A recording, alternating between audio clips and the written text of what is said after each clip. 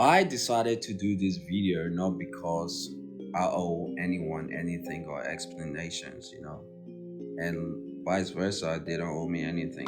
So I just decided to do it because I felt like sometimes you feel like doing something and sometimes you don't. And I feel like doing this one. So, first, I'm going to take you back to high school. Ah, trouble days. When we first came to Australia in 2005, it was very hard to adapt. So I attended this school to learn English. It was called War Room Intensive English Center. So normally you meant to spend at least a year at this school, but I was only there for 6 months. So they were like, "Yeah, you're good to go." After 6 months, I was like, "You sure?" They were like, "Yeah, yeah." I was like, "Okay."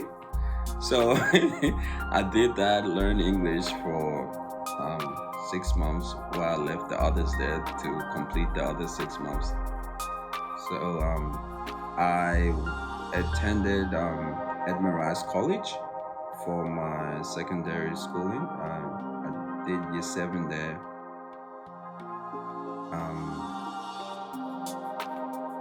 Again, there was this probably happened to everyone in high school.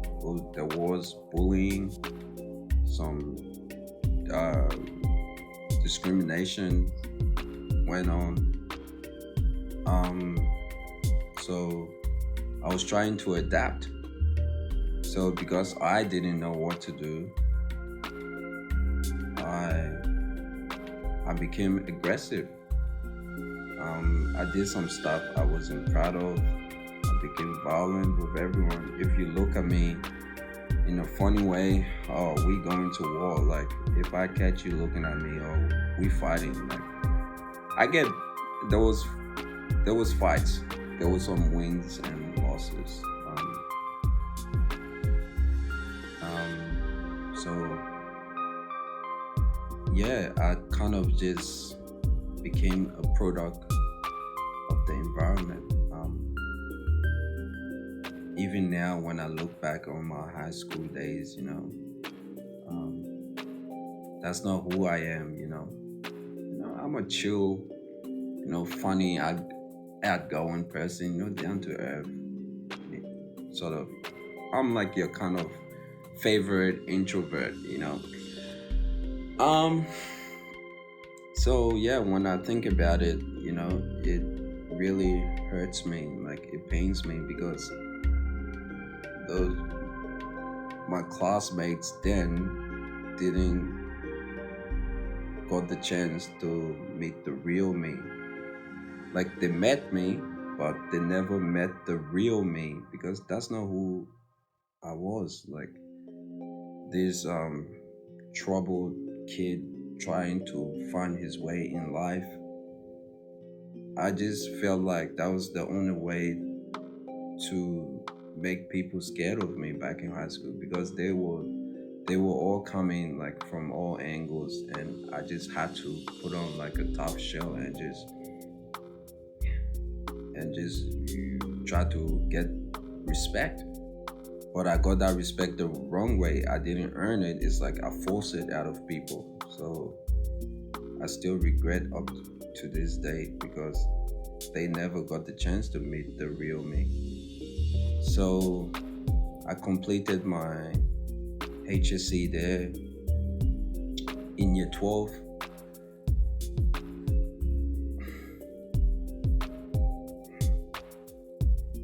Yeah, 2012. I completed my HSC there. This is kind of like a discussion, but I'm not editing anything here. So I completed my HSC there in 2012. So there was a there was an ATAR I was supposed to meet. So my mark was very low. I didn't get the ATAR. I needed to go and study drama at the uni. U or W. So I was a bit discouraged. So I took an alternative route, which was to go and do an audition. I went for that audition. I didn't get in, so I left that again. I think 1 or 2 years wait.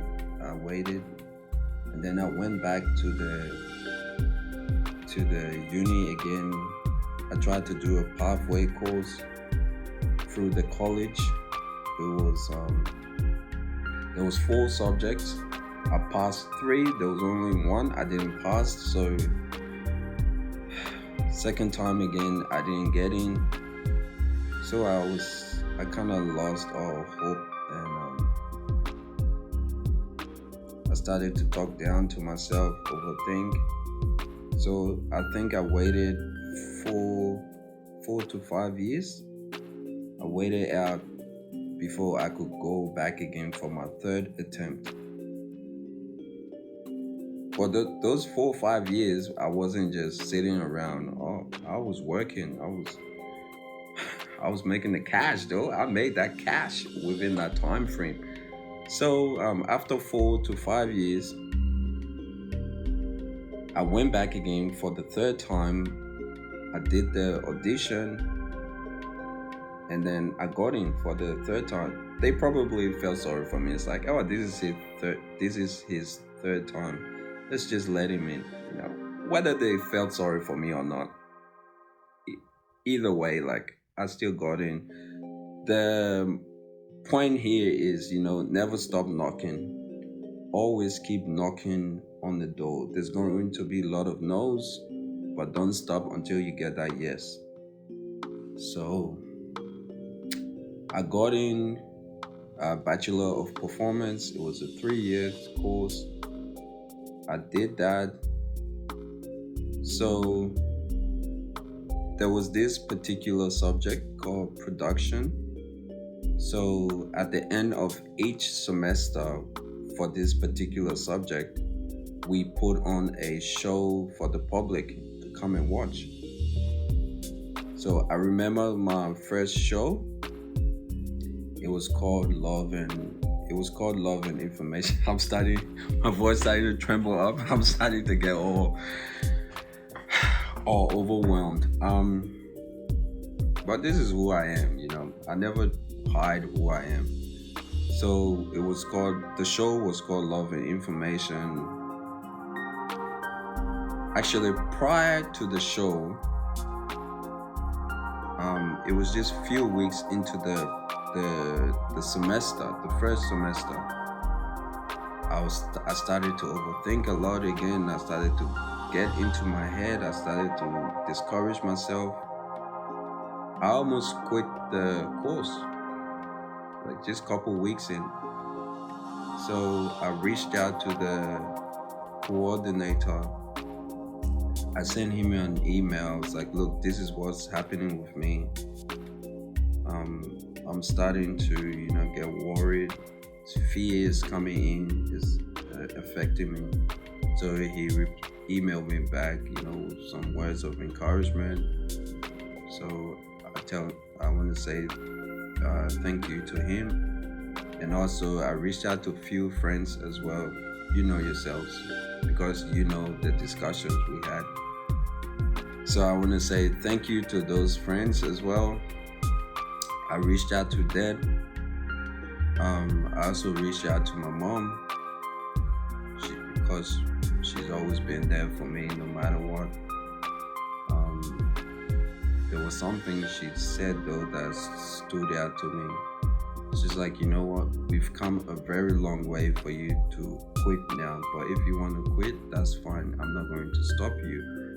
But just know everything you've worked for up to this point is going to be in vain. And you're not just giving up on yourself, you're also giving up on us. And that kind of hit me, because if I make this happen and in the future God bless me, they also gonna reap from that blessing as well. So that hit me. I felt it. So I had to put my I had to stop being selfish. So I went back in. I did the show. A lot of mistakes. I froze up on that stage. Things just went crazy. While my other castmates were there, like just doing their thing, making it look easy. And I used to admire. No, getting emotional here. I used to admire all of them because the way how they would just come on stage, embody the characters, and just make it look so easy. So sometimes I would just be staring at them when they're performing, just caught up in the trance, like just trying to see what I can take from them. Because in this industry, there's a lot of stealing. Oh, we steal. you you steal from other people's work, and then you add it to yours, and mix it with yours a bit, just try to create your own, and voila, you have your own. So yeah, there's a lot of stealing. So I would just watch them and see what I can take from them. So um the second show, that was on Zoom.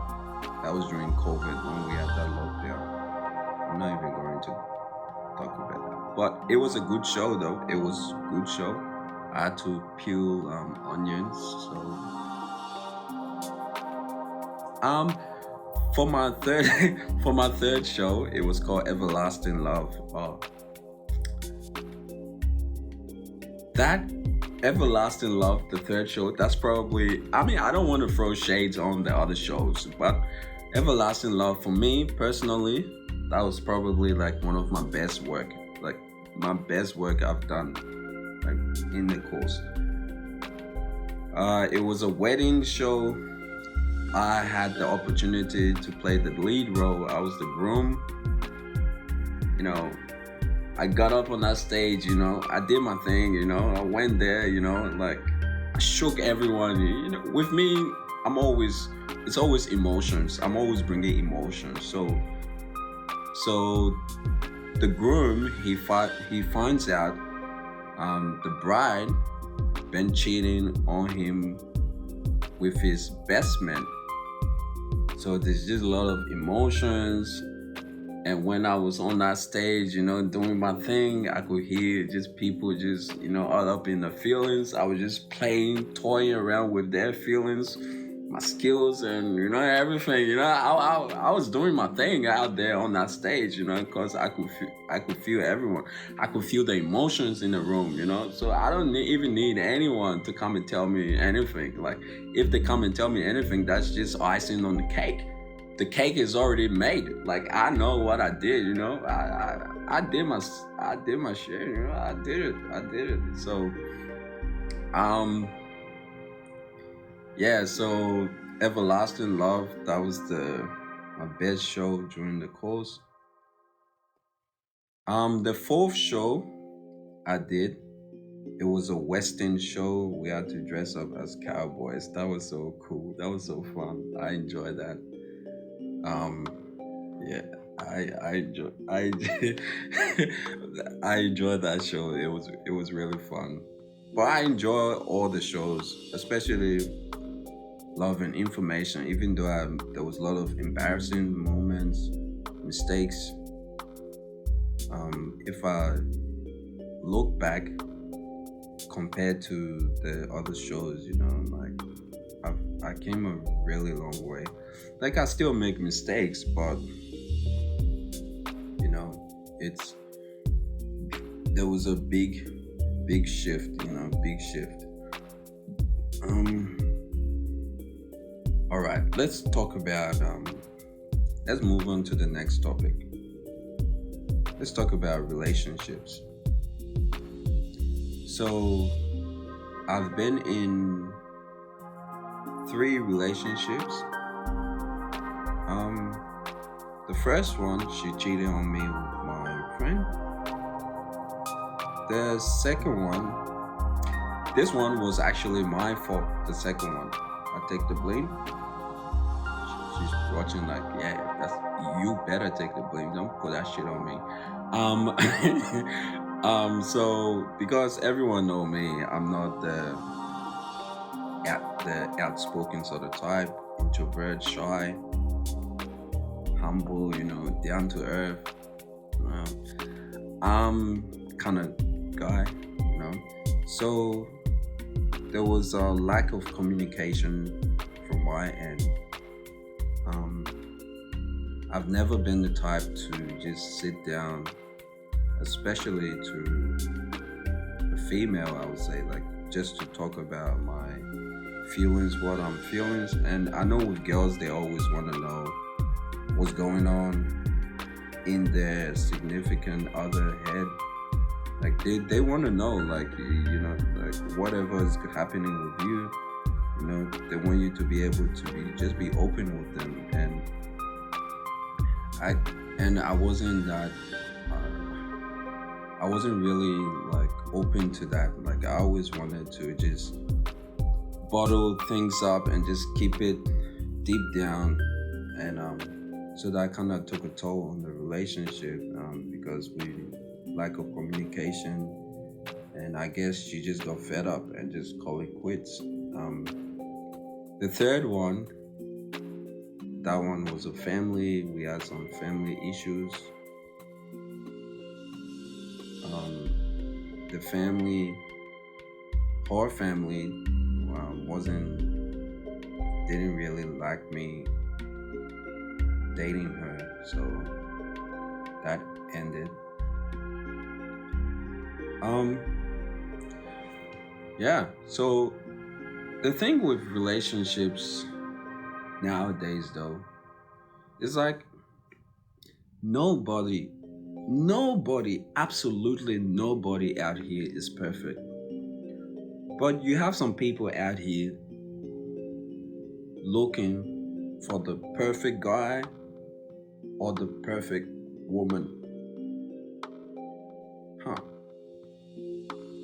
I just find it ironic. So if there is no perfect like being out here, who exactly are you looking for? Maybe an alien.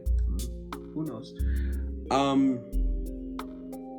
Yeah, like who is that? I just find it ironic. Like rather than you looking for a perfect someone, like try to be someone else's perfect someone, Try to work on yourself. Be that perfect someone is looking for. And they can also be a perfect someone else is looking for. And then before you know it, we have a lot of perfect people out there, out here. So just try to be the perfect someone for someone. Yeah, so and the thing is nowadays a lot of people just out here just looking for who to use.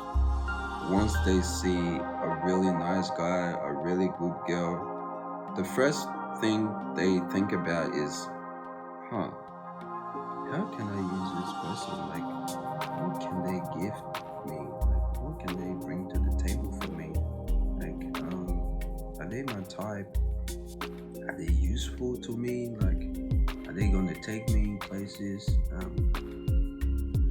But I'm not going to bring anything to the table. I just want them to bring something that's going to benefit me.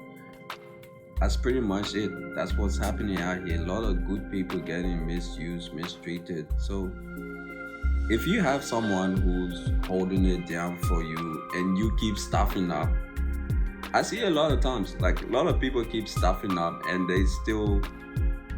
and their significant other is still holding it down, holding it down like for them, like the real one. If you have a real one like that holding it down for you and you don't deserve them, like you better start to appreciate them. You better start to deserve them. Because once you slip up Trust me, there's thousands of people out there just waiting, watching your relationships. Soon as you act up, boom, they're gonna slide straight in that DM like a water slide. Whoosh, just straight in there, you know. And before you know, she or he's gone. Yeah. So just appreciate what you have before it's too late. Yeah. Yeah. All right. That's pretty much all I want to talk about today, at least for today. So yeah, thanks for listening.